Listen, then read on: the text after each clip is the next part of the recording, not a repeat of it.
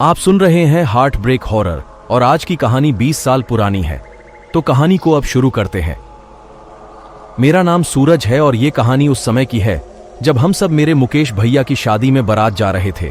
हमें 120 किलोमीटर दूर जाना था और वह भी उड़ीसा, और हम सब बस से रात के 8 बजे घर से निकले थे। हम सब करीब 30 लोग थे और हमारी गाड़ी सबसे पीछे थी। ड्राइवर ने कहा, तुम सब चिंता मत करो, मैं ऐसे शॉर्टकट से ले जाऊंगा कि सबसे पहले हम पहुंचेंगे। और हम सब शांत बैठ गए और ड्राइवर गाड़ी चलाते जा रहा था। कुछ देर बाद हम ऐसे जगह पहुंच गए जहां चारों तरफ रेलगाड़ी खड़ी थी और वहां एक फाटक था। मैंने कहा, ये हम कहां आ गए? तो ड्राइवर ने कहा, बस ये फाटक पार करते ही हम पहुंच जाएंगे, यहां से और 5 किलोमीटर दूर है। तभी एक आदमी ने कहा, लेकिन यहां तो मालगाड़ी खड़ी है, हम उस पार कैसे जाएंगे?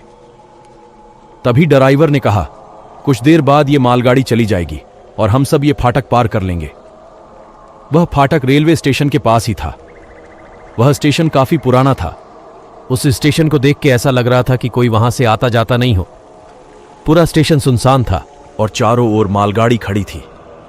तभी एक आदमी ने कहा, अरे ये मालगाड़ी कब जाएगी और कब हम यहां से निकलेंगे? सब लोग परेशान थे। तभी मैंने अपनी घड़ी देखी तो घड़ी में रात के 12 बज रहे थे। कुछ देर बाद हमने देखा कि पीछे से एक बस आ रही है और वह बस हमारे बस के पीछे आकर खड़ी हो गई। और उस बस को देखकर हम सब नीचे उतर गए। उतर के हम उस बस के पास गए तो हमने देखा उस बस में भी बाराती हैं और हम सब उन सब के साथ बात करने लगे। वे सब लोग भी नीचे उतरे और हम सब के साथ बात करने लगे। अब करीब 60 लोग हो चुके थे। कुछ देर बाद हमने देखा कि उस स्टेशन पर और एक मालगाड़ी आकर खड़ी हो गई। तभी फिर से एक आदमी ने कहा, अरे ये हो क्या रहा है? फिर एक मालगाड़ी आकर खड़ी हो गई। उस फाटक के सामने एक मैदान था। सब लोग वहां आकर बैठ गए। कुछ देर बाद हमने देखा एक और मालगाड़ी आकर खड़ी हो गई। इस तरह फाटक बंद हो गया तो ड्राइवर से पूछा, तुम कभी रात में यहां से पार हुए हो? तो ड्राइवर ने कहा, रात में कभी नहीं गया, लेकिन दिन में यहां से पार गया हूं। तभी फिर से मैंने घड़ी देखी तो अभी भी रात के 12 ही बज रहे थे। तभी कुछ लोग कहने लगे, हमें टॉयलेट जाना है, हम आते हैं। बाकी सब लोग उस मैदान में बैठे थे। मैंने देखा काफी देर हो गई, वे लोग नहीं आए। मैंने सोचा वे लोग कहां चले गए, अभी तक नहीं आए। कुछ देर बाद दूसरे बस के लोग कहने लगे, चलो किसी किसी भूख लगी है, हमारे पास खाना है। तो हमारे बस के कुछ लोग उनके साथ जाने लगे। काफी देर हो गई, वे लोग भी नहीं आए तो मुझे कुछ शक सा हुआ। तभी दूसरे बस वाले फिर से कहने लगे, किस किस को भूख लगी है, हमारे पास बहुत खाना है। फिर से हमारे बस के कुछ लोग उनके साथ जाने लगे। कुछ देर बाद में उन सबका पीछा करने लगा और चुपके से उन सबके पीछे जाने लगा और जाकर खिड़की से देखा तो देखता ही रह गया। मेरा शरीर डर से कांपने लगा। जैसे ही हमारे बस के लोग उस बस में चढ़े, सब लोगों ने एक साथ हमला कर दिया और खून चूसने लगे। ये सब देख के मैं वहां से भागा और चुपचाप जाकर मैदान में बैठ गया ताकि किसी को मुझ पर शक ना हो। कुछ देर बाद वे लोग भी वहां आकर बैठ गए। वे सब अब पिशाच बन चुके थे। उन्हें देखकर कोई कह ही नहीं सकता था कि वे सब पिशाच हैं। मुझे कुछ पता नहीं था कौन पिशाच है और कौन नहीं, इसीलिए मैं चुपचाप बैठा था कि तभी 2 लोग मेरे पास आए और कहने लगे, चलो तुम भी खाना खा लो, तुम्हें भी भूख लगी होगी। तो मैंने अपने मन में कहा, खाना खिलाओगे या मुझे खाओगे? मुझे सब पता है। तभी मैंने कहा, नहीं मुझे भूख नहीं लगी। तभी मैंने देखा कि और एक लड़का उन सबको देखकर डर रहा है। तभी मैं समझ गया कि ये लड़का इंसान है, पिशाच नहीं है। और फिर से मैंने अपनी घड़ी देखी तो अब भी घड़ी में 12 ही बज रहे थे। तभी मैंने सोचा शायद आज हम सब मरने वाले हैं। मैंने सोचा शायद यहां कभी दिन नहीं होती। कुछ देर बाद वह लड़का मेरे पास आया और कहा, भैया आप यहां बैठे हैं, मैं आपको कब से खोज रहा था, और बहाना बना के मेरे पास बैठ गया। अब हम दोनों के साथ में होने से थोड़ी सी हिम्मत मिली और हम दोनों धीरे धीरे बात करने लगे। कुछ देर बाद मैंने कहा, तुम भी सब कुछ जानते हो क्या? तो उसने कहा, हाँ भाई, ये सब लोग मर के पिशाच बन चुके हैं।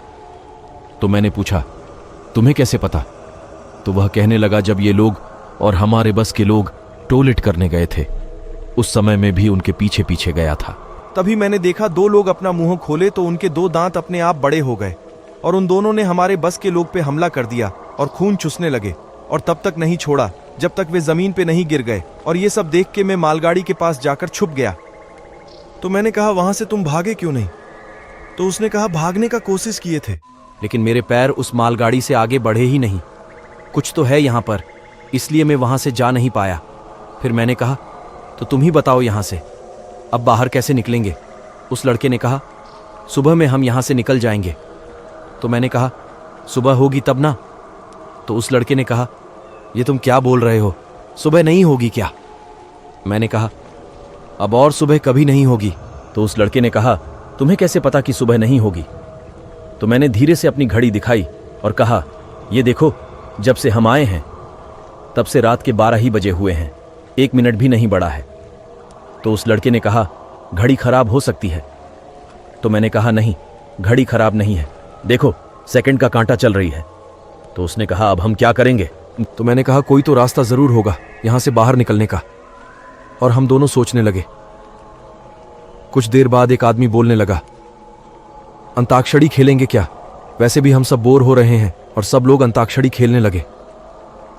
तभी मेरे पास एक आदमी आया और कहा, चलो ना, बस में मेरा पानी का बोतल है, उसे लेकर आते हैं। तो मेरे सामने जो लड़का बैठा था उसने कहा, भैया आप मत जाइए, नहीं तो हम हार जाएंगे। और फिर उस आदमी से कहा, अंकल आप किसी और को ले जाइए ना। और इस तरह उसने मेरी जान बचाई। फिर मैं भगवान को याद करने लगा, कहा, हे भगवान हमारी जान बचा लीजिए। कि तभी अचानक मंदिर की घंटी बजने लगी।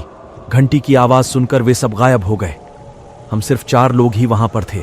तभी मैंने कहा, भागो यहां से। ये कहते हुए मैंने उस लड़के का हाथ पकड़ा और जिस तरफ से घंटी का आवाज आ रही थी उस तरफ भागने लगे। हम दोनों सबसे आगे थे और बाकी 2 लोग हमारे पीछे।